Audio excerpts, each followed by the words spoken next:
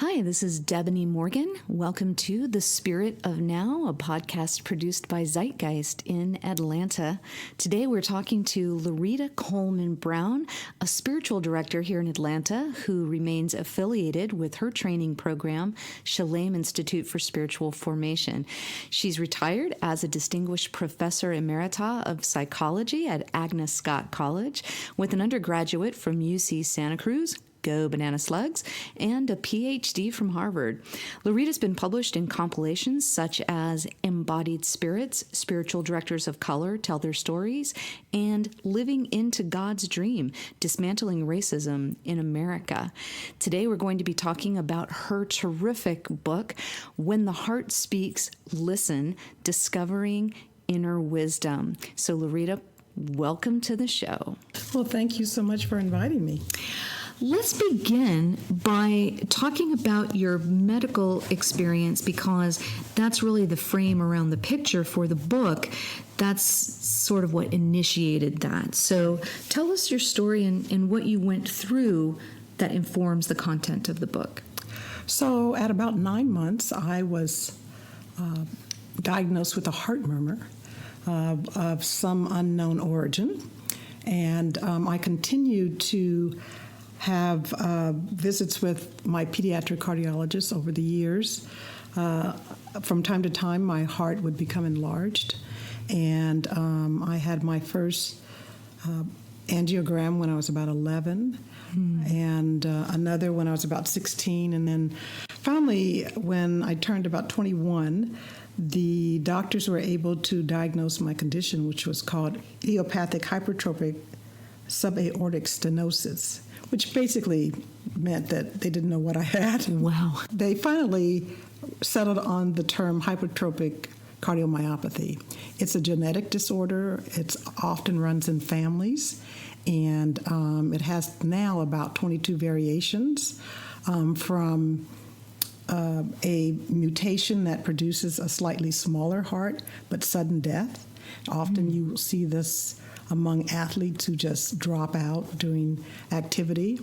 The particular form that runs in my family is somewhere along the line, whether you're young or somewhat older, at some point your heart condition becomes a cardiomyopathy. Your heart starts to enlarge and the muscles become thin and dilated, and it's kind of like a big flabby muscle, more like a rubber band that's lost its elasticity. And unless you have a transplant, you basically die of heart failure. So I, of course, went off to graduate school knowing that I had this, but not knowing just how serious it was. However, I ran into some issues as a graduate student and started to feel short of breath and have difficulty getting across campus and some chest pain. And so in 1979, I had my first open heart surgery, and that was called a myomectomy. And they were trying to cut away some of this tissue that was enlarged. And the surgery was successful, but I don't think I was aware at the time that because it was a genetic-based disorder, that it was going to come back. So I noticed sometime in about 1993 that I started kind of slowing down. I had more difficulty getting around and walking. And so the next time I went to visit my cardiologist, I had a echocardiogram, as I normally do when I have my visits. And the doctor came in and looked at it and said, "Oh, I see your heart condition has turned into a cardiomyopathy. I think you're looking at a transplant in the next 3 to 4 years." And then he turned around and walked out of the room. Oh, my gosh. Yes. And, of course, I was so shocked, I think I almost fell off the table. And the technician, who was just so sweet and kind, helped me up. I think she was as shocked as I was. And, helped me to my car. And she said, "Are you going to be okay?" And I said, "Well, I guess." So that was at the time I was living in Colorado, and so it was a long ride from Denver to Boulder. So I sat with that for a while and decided that I would seek a second opinion, which I did from another doctor in Denver who told me that he didn't think that my condition was really that bad, and that perhaps maybe the bouts of shortness of breath that I was having was really maybe adult asthma, and I might want to follow up on that. But about a year later, I really started having serious bouts of heart failure where I, was short of breath, very tired, just couldn't really function. And that's when my doctor said, well, I think it's time for you to really seriously consider that you might need a heart transplant sooner than actually the 3 years. And referred me to University Hospital at the time in Denver, Colorado. Of course, I was hysterical because here I was, a single professor living by myself, thinking, how am I going to be able to have a heart transplant? How am I going to be able to take off time? How am I going to survive this? And so my friends, knowing that I was about hysterical, decided that perhaps maybe I needed to seek some mental health services, and directed me to a wonderful psychotherapist named Ricardo Esparza, who was a man who worked with patients who had chronic health conditions. And so I started seeing Dr. Esparza, and as I was beginning to talk more and more to the doctors who were saying, I think your heart transplant really needs to happen sooner than later, I told him, I said, I'm having trouble with this, so they're going to take out my heart and they're going to put someone else's in. Like somebody I don't know, they're going to put their heart in my chest. Yeah. I just couldn't wrap my head around that.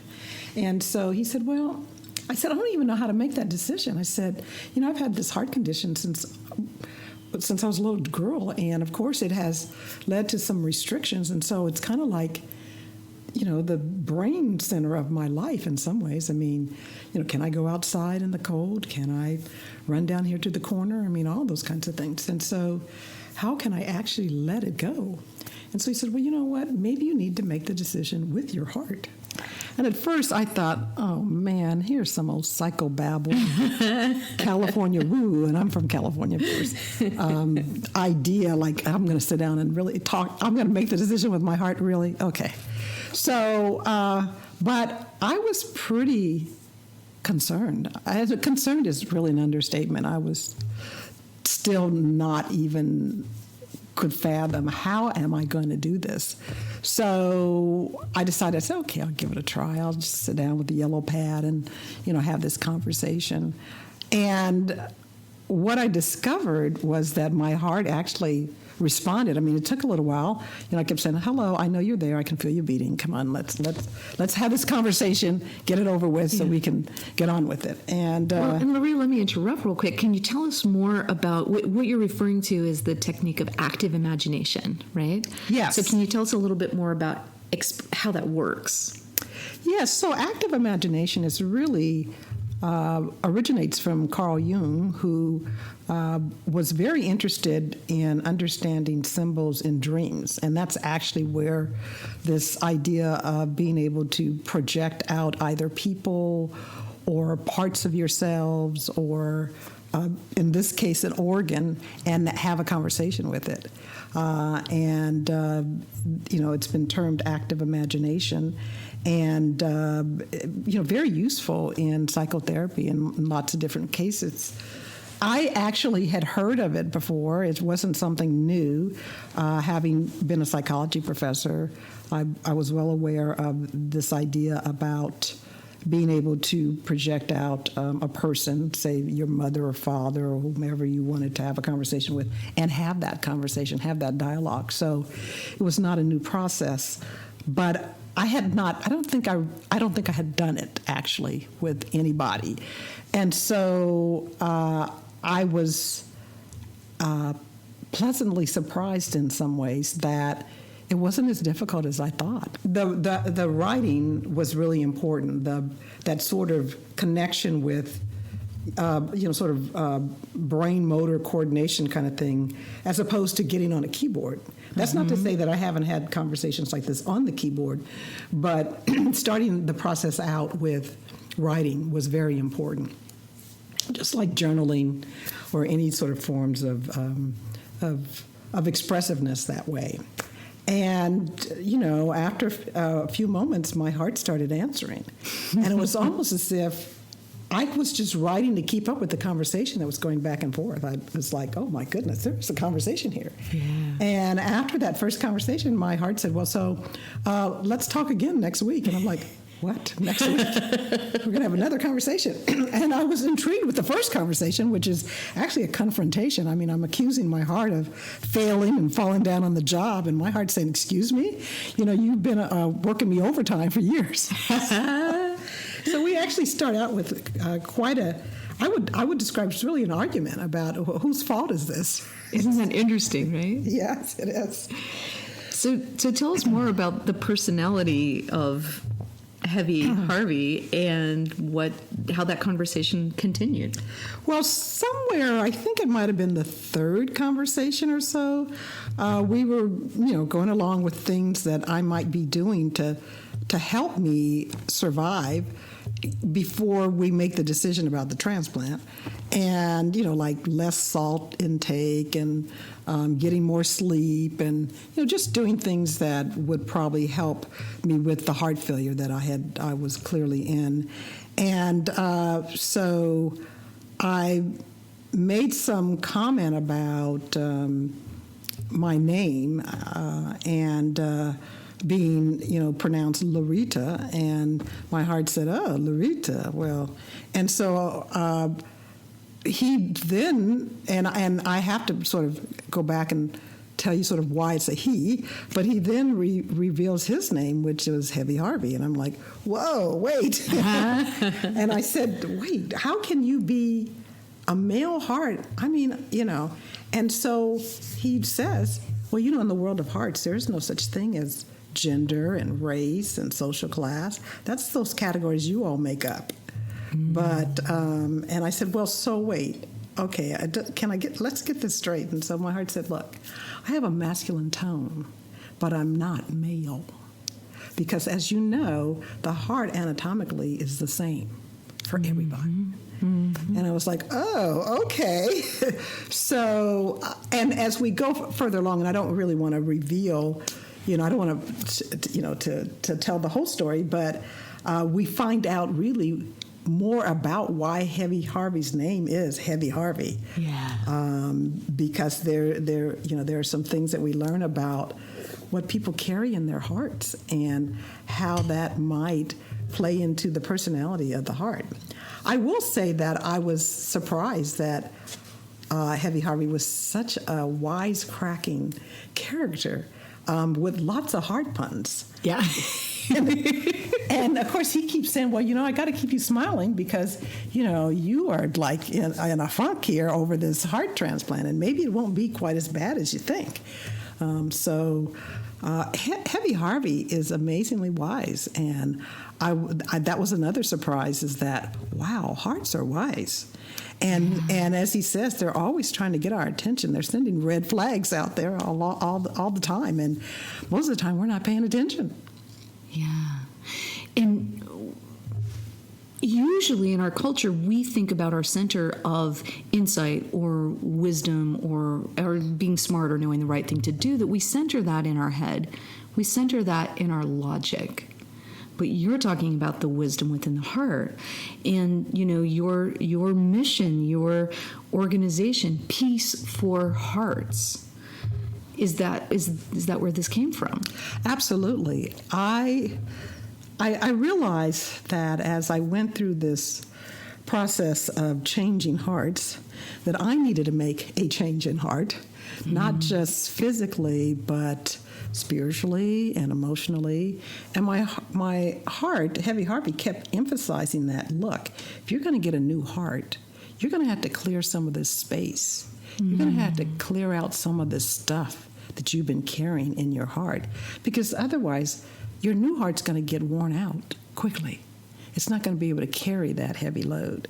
So, but when we are able to begin to let go of some of these emotions that we carry around that kind of get built up over time, that there not only is a clear space, but as both my hearts say, when there's a clearer space in our heart, that there's more room for singing and dancing. So that's the joy that we feel, and we are at greater and deeper peace. Oftentimes I know over my lifetime, and I've heard people ask me about this, is they will say, I would just like to have some peace of mind.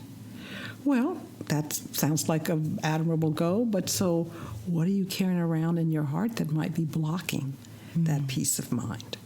So after I went through this, I realized that I was being called to create an organization called Peace for Hearts, Peace for Hearts, and not just peaceful heart, but Peace for Hearts, so that people could understand that underneath all the stuff they're carrying is peace and joy.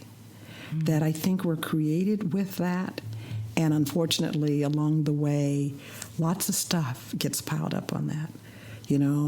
Disappointments and anger and resentment and, all the kinds of things that can block us from feeling the peace and joy that I think is naturally in our hearts. Yeah. Cleaning out the clutter. One of the things that Harvey said to you that I wanted to highlight that I think goes along with that is Harvey tells you, racist and sexist people, and they come in both genders, are like children. They are ignorant, feel extremely insecure, unworthy, and do not know who they are. Also, their hearts are packed with fear, and that's why they need other people to attack or devalue, so their own self-esteem is bolstered temporarily. Have mercy and compassion for them, but don't let them determine how you feel about yourself. I mean, that sounds like an example of some of the clutter that we might be able to clear out is carrying other people's weight with us. Absolutely. I think that oftentimes from the very beginning, people begin to project some of their pain, some of their insecurities, some of their own baggage onto us, even as children. And we internalize that without even consciously knowing that that's what's happening. And so as we become adults, we're still carrying that with us. And unless that gets cleared out, we think, well, that's who we are. That, we are not this worthy person, whether because we're female or of a different race, African American or Latino or Native American, whatever it is, that we are less than others, is just one of those lies that gets internalized.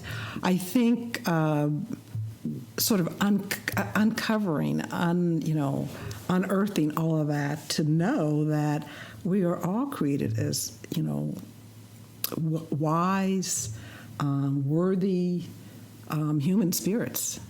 And that this other stuff is what gets imposed upon us. Babies arrive here. They don't know anything about who they are. And from the time they come out the womb, we begin to teach them that, well, you're a boy, and this is what goes along with being a boy, or you're a girl, or you're African American, or you're Asian, and you have to be like this. And it doesn't have to be like that. Right. Yeah. Right. So you got the opportunity to start with a new heart. Obviously, things were successful, and we're so glad. So how did things change once you were walking around with a new heart? Well, I awoke in the hospital, and of course in ICU, and I had the ICU experience before, having had open heart surgery in graduate school, a myomectomy. And I initially had a seizure, which kind of scared me. I wasn't sure exactly what was happening, but I had a wonderful nurse basically tell me, Miss Coleman, you're having a seizure, so just remain calm. And, of course, I was like thinking, oh, my God, I'm a professor. How am I going to get through this, right? I need my cognitive abilities. But I also knew that one of the biggest risks in having any kind of transplant initially is rejection. And they, of course, give you lots of steroids and high doses of anti-rejection medications to make sure that that doesn't happen. A lot of it has to do with immunology and how good of a match you have. Some people have better matches than others. Unfortunately, there's a story of a gentleman in Michigan who needed a heart transplant, and his daughter was in a car accident, and he got his daughter's heart, which in some ways was almost a perfect match, but obviously gut wrenching for him and the family.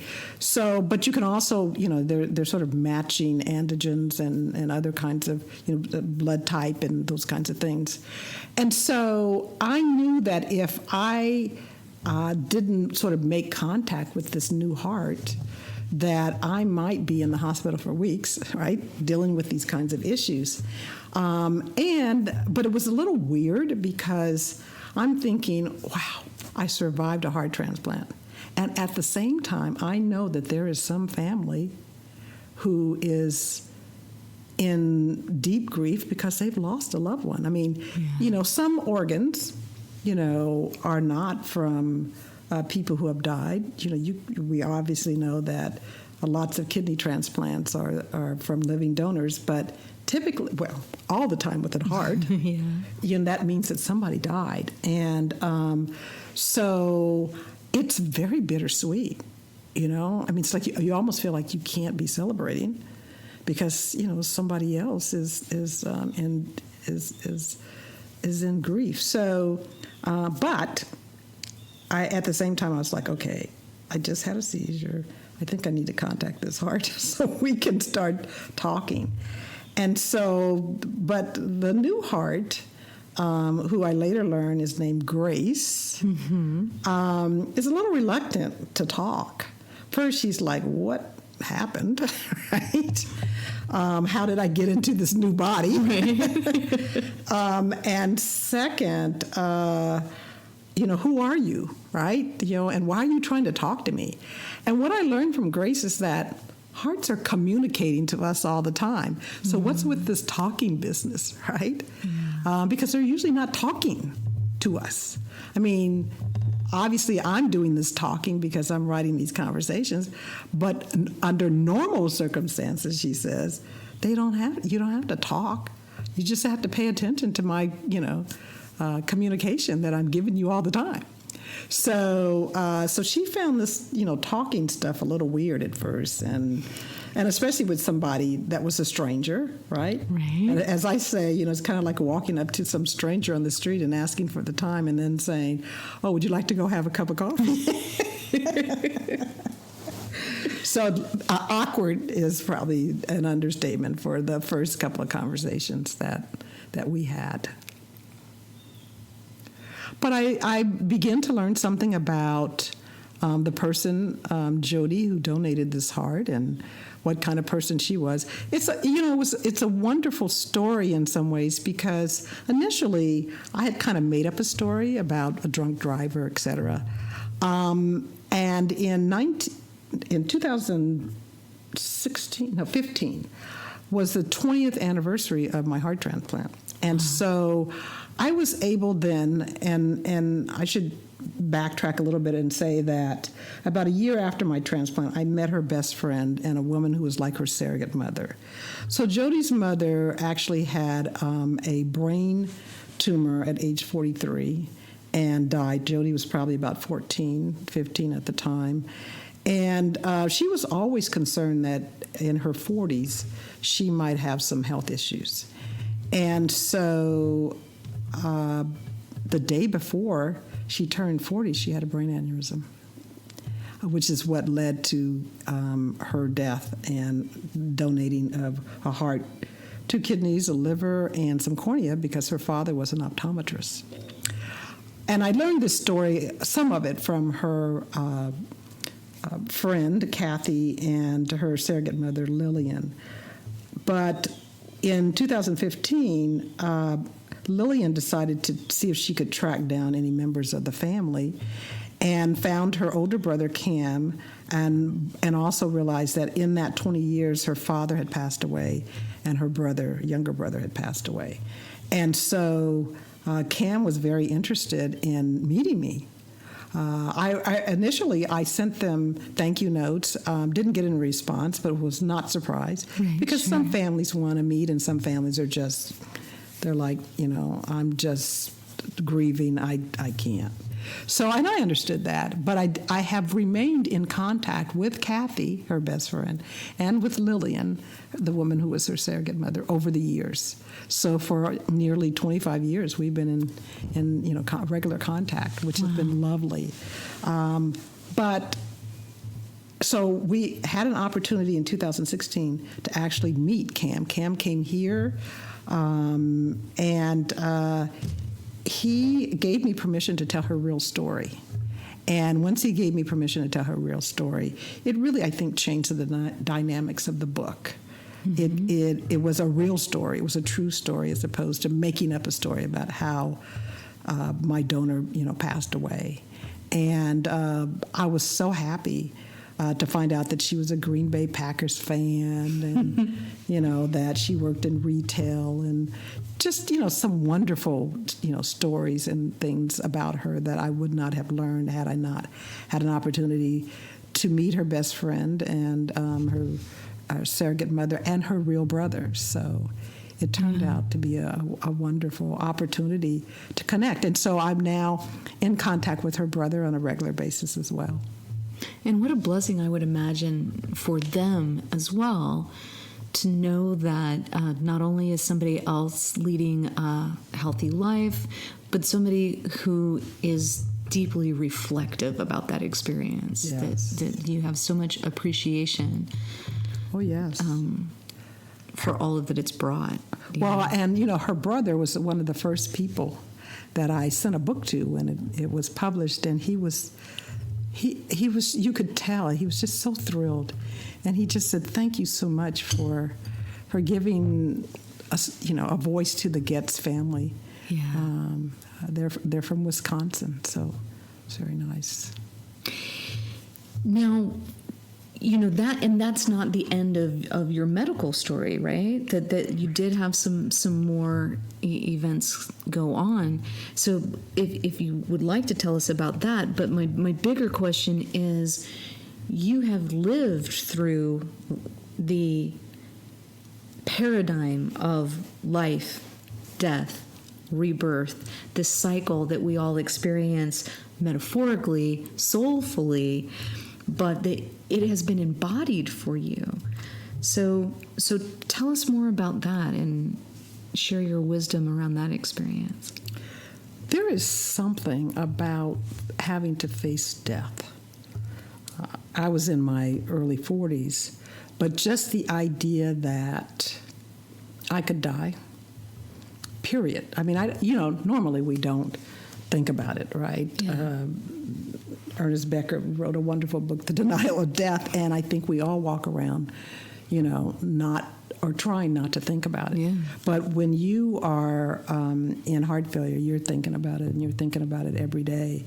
And initially, I think I was very fearful, so much so that often in those last couple of months, I just didn't want to go to sleep because I was afraid I might not wake up. And so didn't get a lot of sleep. But I think that as I went through this, because my prayer every time I went into an OR was, if it be your will, I will wake up. And so I woke up from the transplant and I thought, wow, okay, that means I'm still supposed to be here. And I took it as a sign that I had a purpose. I still had a purpose. for being here, because that, for me, the entire transplant experience was such a miracle. And it was a miracle in a number of ways that are spiritually based. It's a miracle because, I'm still unsure in November when my doctor comes to me and says, would you like to go on the list? I think it might be time. And I'm thinking, well, it's not the end of the semester. I have papers to read, Such an insane thought, right? But truly indicative of where I was. Yeah. And I said, I'm waiting on a sign, and she just kind of looked at me like, okay. I'm not sure what sign you're looking for, but I did put it out there. I said to the Spirit, I said, look, if you really want me to have this transplant, then I need a clear sign. And 3 weeks later, a minister friend of mine that I hadn't talked to in about a year and a half calls me from Colorado Springs and calling me about something totally different, and we talk about that, and then he says, well, so how you doing these days? And I'm like, oh, how am I doing? Woe is me. And so he then says, well, I happen to have this gentleman in my congregation, Brother Dewberry. He had a transplant about 3 or 4 years ago. I'm going to have him call you, right? Brother Dewberry calls me up. We chat, and I'm asking him about all the medications and medical procedures. And he says, oh, that's all part of God's healing. That was his take on it. And I said, well, so where did you have your transplant? University hospital, same doctors. I'm like, okay. Really? So I'm like thinking, what's the probability that there were only 3 African Americans in the state of Colorado to have had a transplant? Brother Dewberry was number 3, and I was soon to be number 4, right? So I couldn't ignore that. Yeah. And then I had, a couple of other, what I would describe as mystical experiences. Presence visited me. And so I'm still, trying to hold out for time thinking, okay, can I wait till May? And it's like, no. How about February when I'm given the, no. I said, okay, Christmas holidays, please. I want to be with my family. It's like, okay, after the Christmas holidays, you have to go on the list. And I go on the list. I'm on the list for 4 days. That's unheard of. 4 days. I mean, who's on a transplant list for 4 days, right? So I had this transplant. And I mean, I have to think about those kinds of things, right? So here I am, I'm in Colorado, and I'm having a transplant after being on the list for 4 days.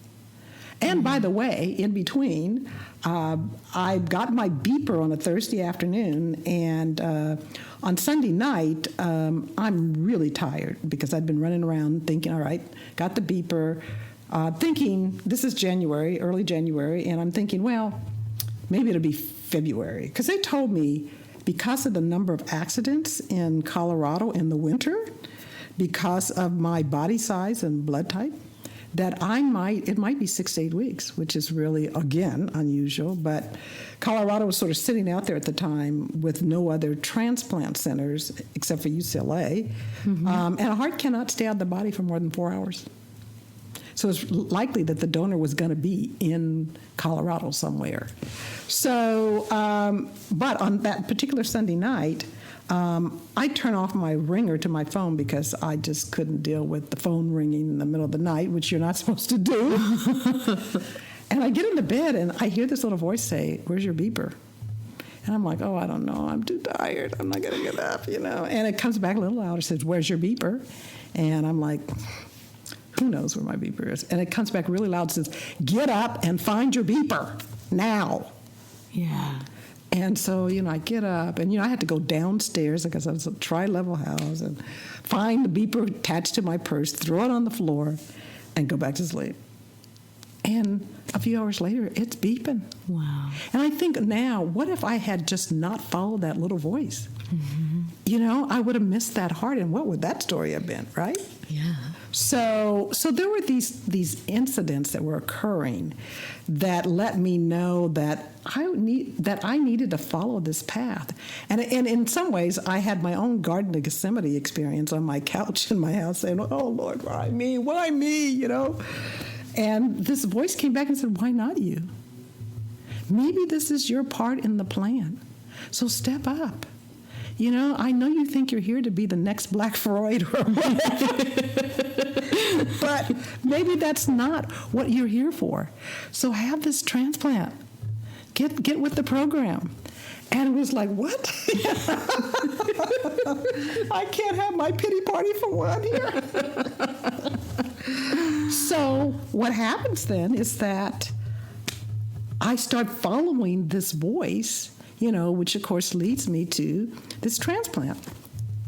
But my spiritual journey is only beginning, because for me, this was like super.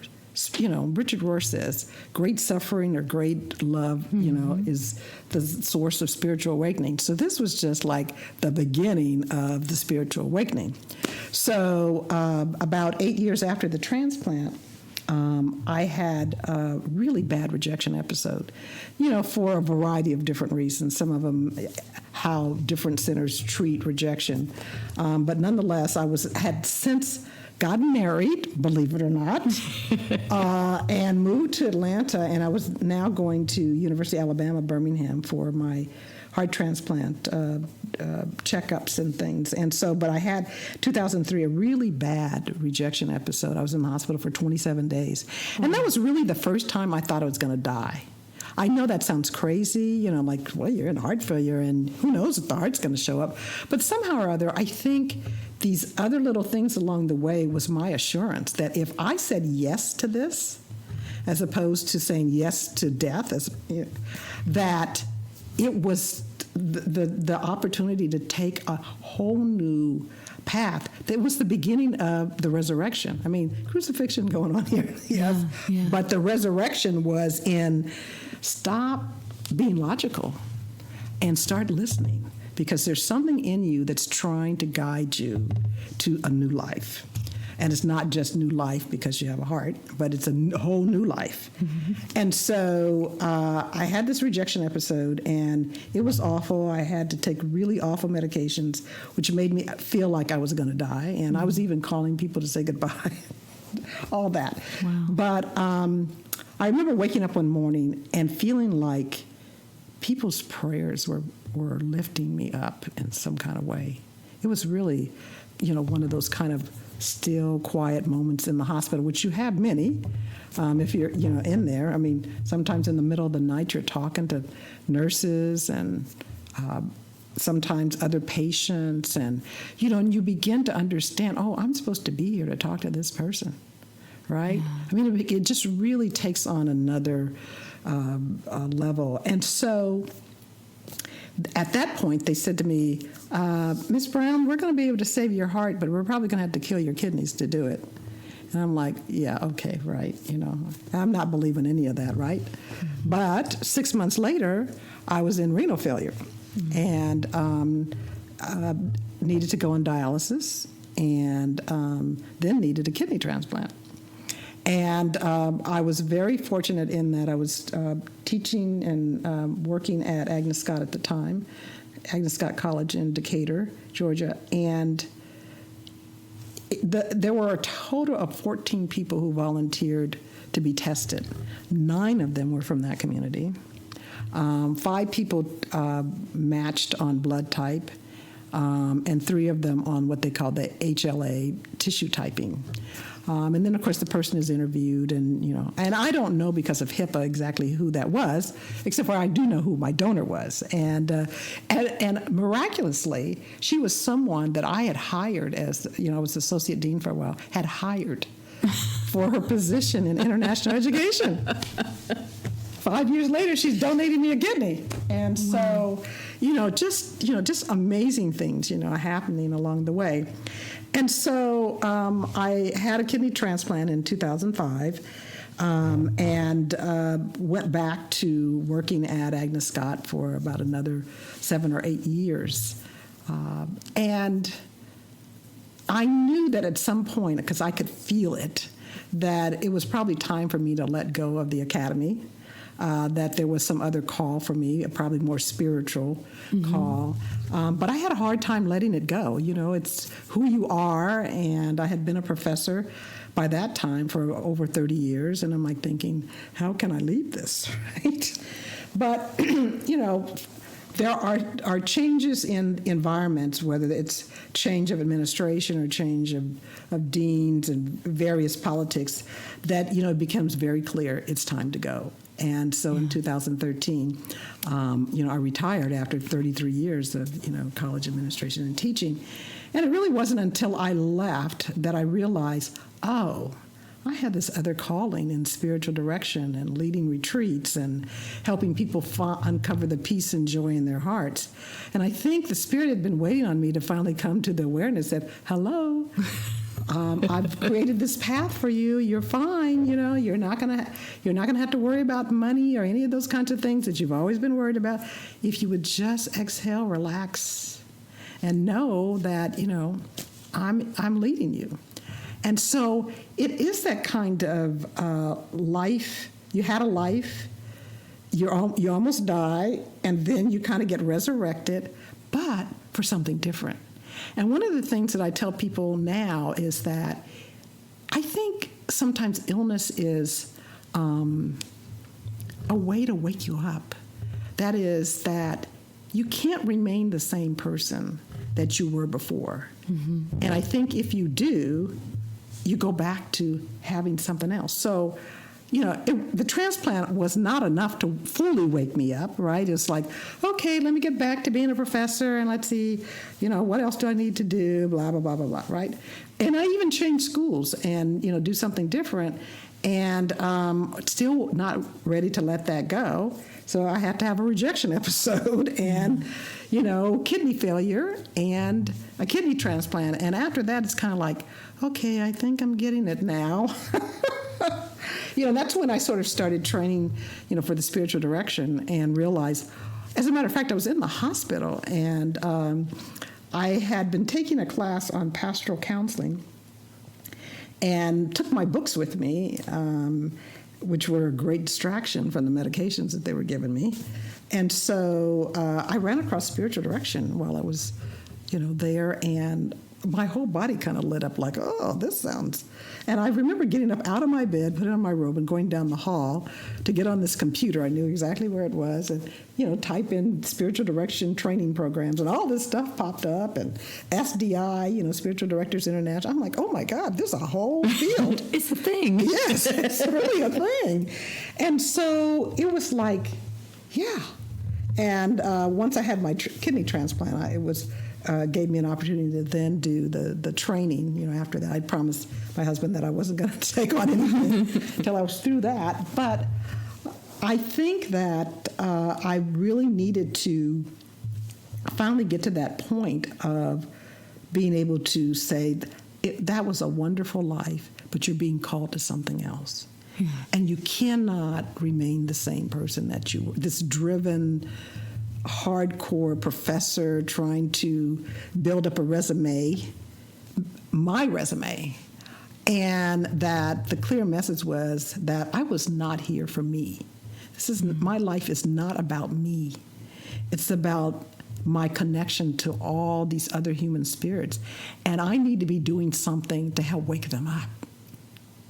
That's what I was being called to do. It's like, okay, you're still here. This is what you're still here for. And only you can tell this story because only you have been through this. Right.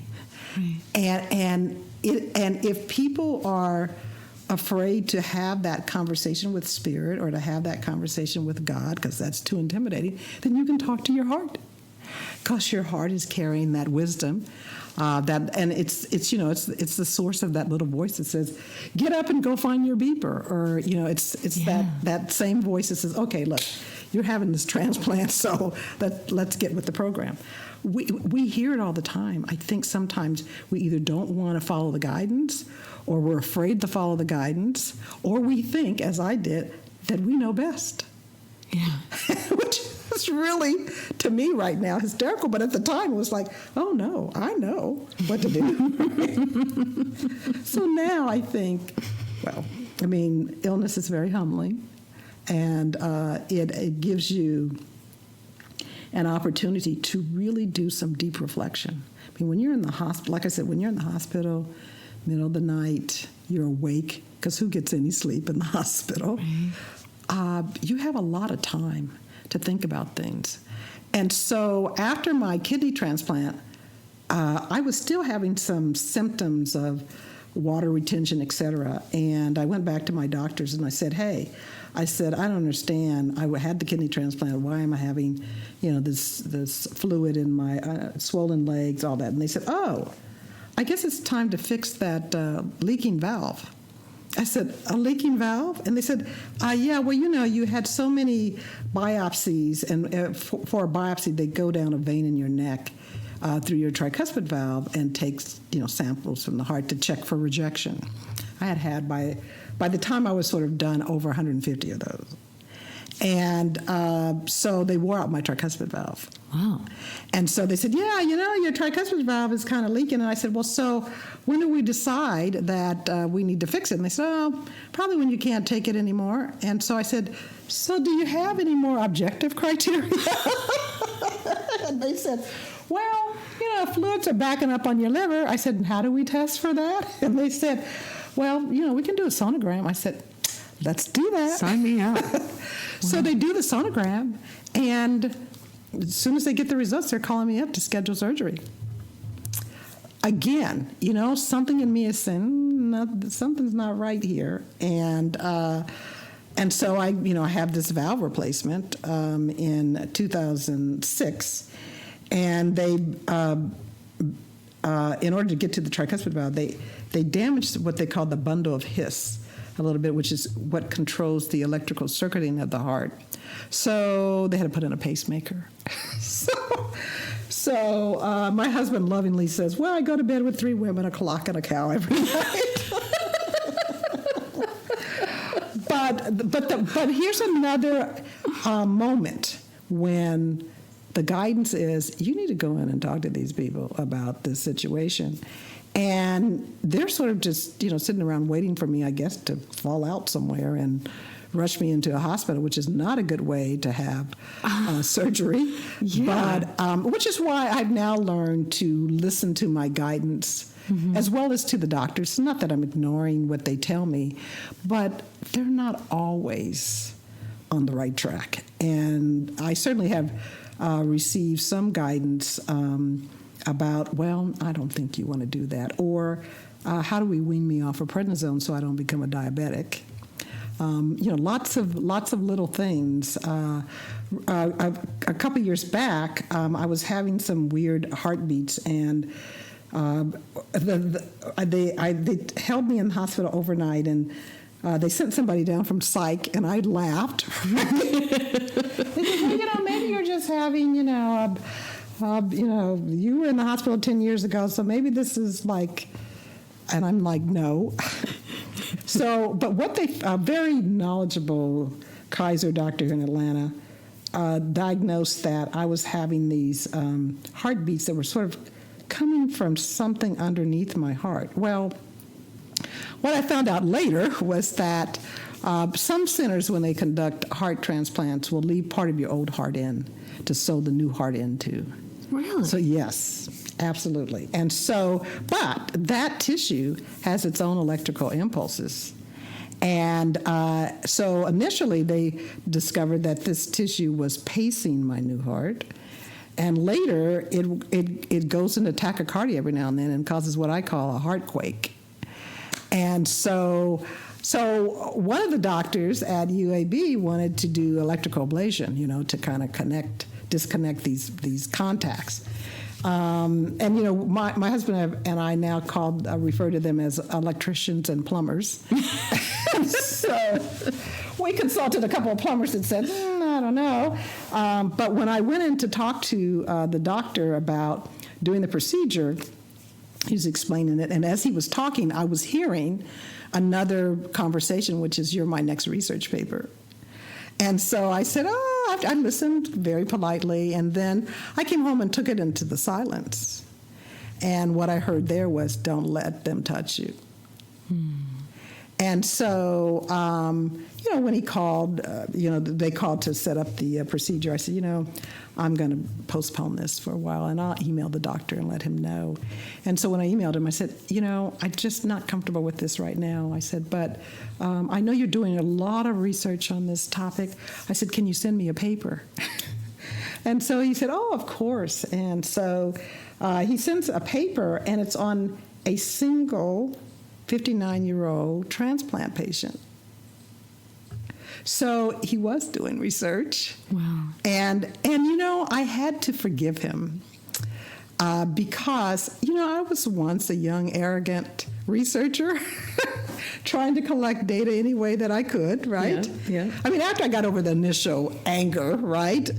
Because that kind of stuff happens in hospitals. I mean, I probably have been in at least over the many years, right? I've probably been in at least 3 research projects that they never asked me permission for.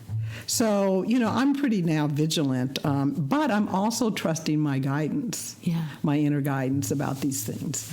And so I think the second thing that I've gotten from all of this, that inner guidance is so important. And we all have it. It's like our own internal GPS. And it will keep us out of the worst of things and lead us to the best of things. But we have to learn how to trust it. Yeah. And I've had a ton of experience having to trust it when I'm in what I consider unknown territory. And so I'm just so grateful to still be thriving in many ways. Obviously I have my limitations. I'm not going to run a marathon or climb a 15-footer in Colorado. But I am able to do the work that the Spirit has out there for me.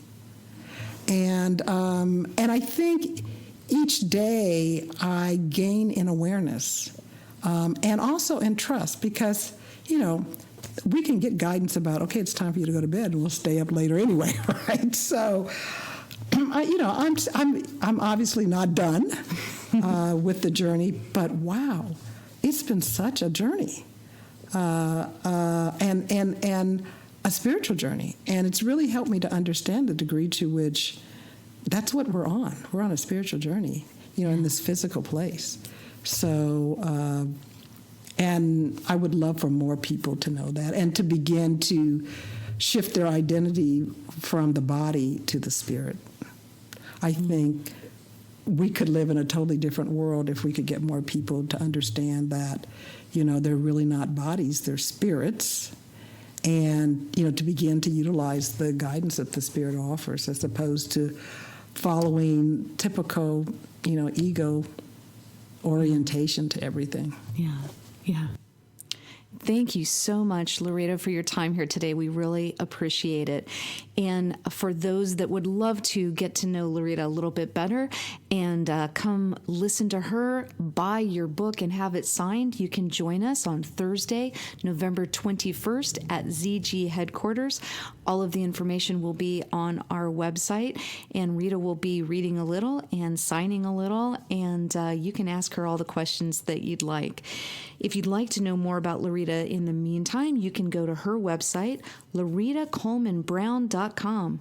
That's LeritaColemanBrown.com, or her other site, peaceforhearts.com. That's PEACEFOR hearts.com. Thanks so much, Lerita.